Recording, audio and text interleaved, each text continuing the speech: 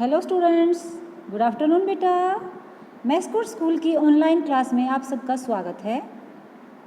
आशा करते हैं हम सब आप स्वस्थ होंगे, उचित प्रकार से अपनी पढ़ाई कर रहे होंगे। हमारा अनुच्छेद लेखन चल रहा है बेटा। हमारे 4 अनुच्छेद हो चुके हैं। बाल दिवस, डॉक्टर, संगति और मीठे बोल। आज हम इस वीडियो में 5वां अनुच्छेद करेंगे बेटा, जिसका विषय है पुस्तकालय।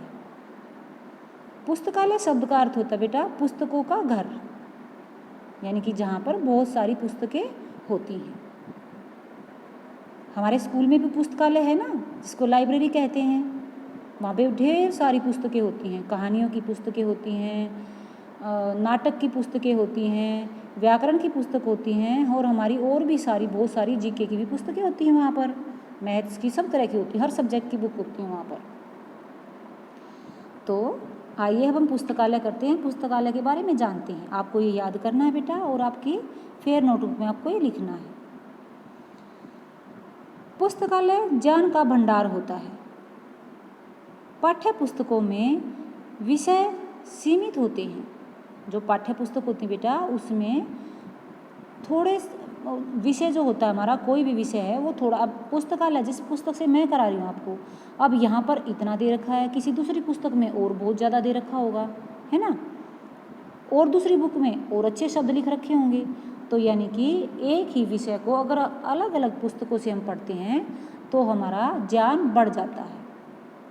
ठीक है, हमारा जो शब्दकोश है वो बहुत बढ़ जाता है।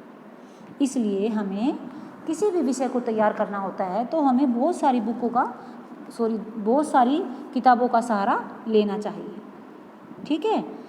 पुस्तकालय अनेक विषयों की पुस्तकों का अथाह सागर कहलाता है।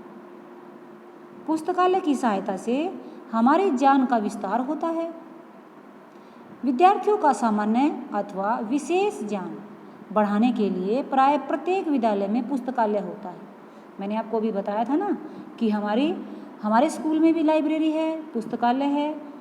तो वहाँ पर सभी बच्चों का एक जो पीरियड लगता है बेटा, हमारा एक जो कालांश होता है वहाँ, उसमें बच्चे मैगजीन पढ़ते हैं, पत्रिकाएं पढ़ते हैं, कहानियाँ पढ़ते हैं, कोई मैथ्स की बुक पढ़ता है, कोई बच्चा जीके की बुक पढ़ता है, कोई अखबार ही पढ़ रहा होता है। वहाँ पर अखबार भी होता है, वहाँ पर समाचार पत्र जो होता है ना, जहाँ प्रतिवर्ष नई पुस्तकें आती हैं और हर साल वहाँ पर नई नई पुस्तकें जोड़ी जाती हैं, रखी जाती हैं।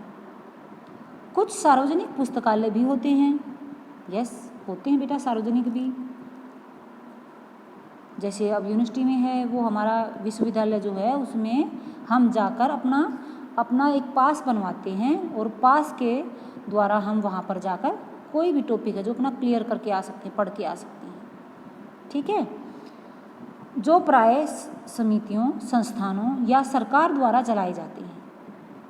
इनसे आम आदमी जितना चाहे लाभ उठा सकता है। जो पढ़ने का इच्छुक है वो तो जाएगा ही। अब प्यासा ही तो कुएं के पास जाएगा, कुआं प्यासे के पास चल के थोड़ा आएगा। अगर आपको जान लेना है तो आपको लाइब्रेरी में जाना पड़ेगा, आपको तरह तरह की बुक पढ़नी भी पड़ेंगी, तब जाकर आपका शब्दकोश इकट्ठा होगा।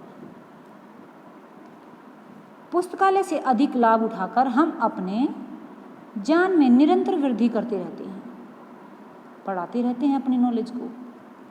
निष्कर्ष के आधार पर हम कह सकते हैं कि मानव जीवन के सामाजिक और आर्थिक उन्नति के लिए पुस्तकालय बहुत सहायक सिद्ध हुए हैं।